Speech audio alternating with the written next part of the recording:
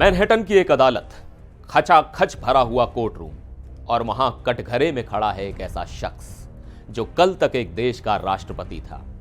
आज उसके बदन पर महंगे सूट की जगह नीले रंग की जेल यूनिफॉर्म है। हाथों में हथकड़ी तो नहीं, लेकिन किस्मत कैद हो चुकी है। निकोलस मादुरो ने अमेरिकी कोर्ट में जज की आंखों में आंखें डालकर कहा, मैं अपने देश का राष्ट्रपति हूं, मैं निर्दोष हूं। नमस्कार, मैं हूं सिद्धार्थ प्रकाश। आज हम बात करेंगे उस ऐतिहासिक और नाटकीय घटना की जिसने पूरी दुनिया की कूटनीति को हिलाकर रख दिया है।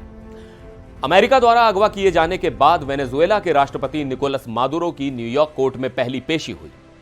कोर्ट के अंदर क्या हुआ, मादुरो को जेल से कोर्ट तक कैसे ले जाया गया, और डोनाल्ड ट्रंप ने अब कोलंबिया के राष्ट्रपति को लेकर क्या नई धमकी दी है, आज के इस वीडियो में हर एक डिटेल आपको बताऊंगा। सबसे पहले बात करते हैं उस सफर की जो मादुरो ने ब्रुकलिन की जेल से मैनहट्टन कोर्ट तक तय किया।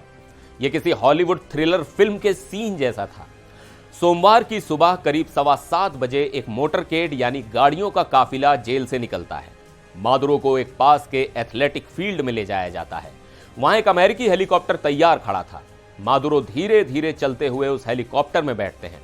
वो हेलीकॉप्टर न्यूयॉर्क हार्बर के ऊपर से उड़ता है, उसी शहर के ऊपर जिसे सपनों का शहर कहा जाता है।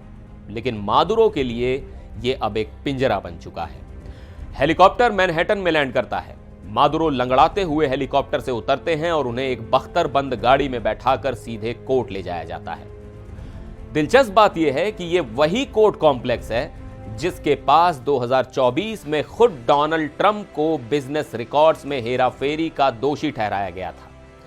वक्त का पहिया देखिए, आज उसी जगह ट्रंप का सबसे बड़ा दुश्मन खड़ा है। दोपहर से ठीक पहले मादुरो को कोर्टरूम में लाया गया। उनके साथ उनकी पत्नी सिलिया फ्लोरेस भी थी, जिन्हें को डिफेंडेंट बनाया गया है। दोनों ने नीले रंग की जेल यूनिफॉर्म पहन रखी थी। कार्रवाई शुरू हुई। मादुरो ने ट्रांसलेशन के लिए हेडसेट लगाया। जैसे ही मौका मिला, मादुरो स्पेनिश में बोले, आई वॉज कैप्चर्ड, यानी मुझे पकड़ा गया है। लेकिन जज ने उन्हें बीच में ही रोक दिया। जब उनसे सवाल पूछा गया कि क्या वो अपना जुर्म कबूल करते हैं, तो मादुरो ने साफ शब्दों में कहा, मैं निर्दोष हूं, मैं दोषी नहीं हूं, मैं एक शरीफ आदमी हूं, मैं अपने देश का राष्ट्रपति हूं। मादुरो के वकीलों का कहना है कि एक देश के राष्ट्रपति होने के नाते उन्हें इम्यूनिटी यानी छूट मिलनी चाहिए। उनका तर्क है कि एक सॉवरेन हेड ऑफ स्टेट पर अमेरिका मुकदमा नहीं चला सकता। लेकिन अमेरिका ने साफ कर दिया है कि वो मादुरो को राष्ट्रपति मानता ही नहीं है, खासकर 2024 के विवादित चुनाव के बाद। इससे पहले 1990 में पनामा के तानाशाह मैनुअल नोरिएगा ने भी यही दलील दी थी, जब अमेरिका ने पनामा पर हमला करके उन्हें पकड़ा था। लेकिन वो दलील तब भी नहीं चली थी और शायद अब भी नहीं चलेगी। अब सवाल यह है कि मादुरो पर आरोप क्या है। अमेरिकी अभियोजकों ने 25 पन्नों की चार्जशीट दाखिल की है। आरोप है कि मादुरो ने ड्रग कार्टेल्स के साथ मिलकर हजारों टन कोकीन अमेरिका भेजी। उन पर अपनी पत्नी के साथ मिलकर ड्रग्स के पैसों की वसूली के लिए लोगों का अपहरण करवाने, उन्हें पिटवाने और यहां तक की हत्या करवाने के भी आरोप हैं। अगर ये आरोप साबित हुए तो उन्हें जिंदगी भर जेल में रहना पड़ सकता है। डोनाल्ड ट्रंप, जिन्होंने इस ऑपरेशन का आदेश दिया था, उनका कहना है कि अब अमेरिका वेनेजुएला को चलाएगा।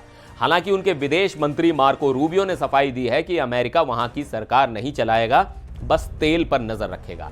लेकिन ट्रंप के इरादे कुछ और ही लग रहे हैं। इस पूरे मामले में एक नया और खतरनाक मोड़ तब आया जब ट्रंप ने एयरफोर्स 1 में बैठकर कोलंबिया के राष्ट्रपति गुस्तावो पेट्रो को भी धमकी दे दी। ट्रंप ने कहा, कोलंबिया का राष्ट्रपति एक बीमार आदमी है जिसे कोकेन बनाना और अमेरिका बेचना पसंद है, और वो अब ज्यादा दिन तक ये नहीं कर पाएगा। सोचिए, एक देश के राष्ट्रपति को जेल में डालने के बाद अब अमेरिका दूसरे पड़ोसी देश के राष्ट्रपति को खुलेआम धमकी दे रहा है। ट्रंप ने वेनेजुएला की नई अंतरिम राष्ट्रपति डेल्सी रोड्रिग्स को भी चेतावनी दी है कि वो अमेरिका को पूरा सहयोग दें, वरना अंजाम भुगतने को तैयार रहें। हालांकि डेल्सी ने पहले मादुरो को वापस मांगा था, लेकिन अब उनके सुर भी बदल गए हैं। अब उनके सुर थोड़े नरम पड़ गए हैं और वो अमेरिका से सम्मानजनक रिश्तों की बात कर रही हैं। वेनेजुएला के तेल पर अब किसकी नजर है?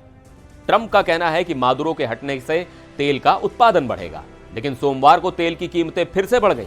क्योंकि बाजार को डर है कि वेनेजुएला में हालात और खराब हो सकते हैं। एक तरफ अमेरिका का दावा है कि Maduro Tren de Aragua gang के साथ काम कर रहे थे, वहीं दूसरी तरफ अमेरिकी खुफिया एजेंसियों की ही रिपोर्ट कहती है कि इस गैंग और मादुरो सरकार के बीच कोई तालमेल नहीं था। यह विरोधाभास अपने आप में कई सवाल खड़े करता है। मादुरो अब अमेरिकी जेल में है। एक राष्ट्रपति का यह हश्र देखकर दुनिया के कई नेता सन्न हैं। क्या यह अंतर्राष्ट्रीय कानून का अंत है या न्याय की नई शुरुआत? इस पूरी घटना को आप कैसे देखते हैं? क्या अमेरिका को किसी दूसरे देश के राष्ट्रपति को इस तरह उठा कर ले आना चाहिए? अपनी राय हमें कमेंट बॉक्स में जरूर लिखें। फिर मिलेंगे एक और वीडियो में। देखते रहें एनडीटीवी इंडिया।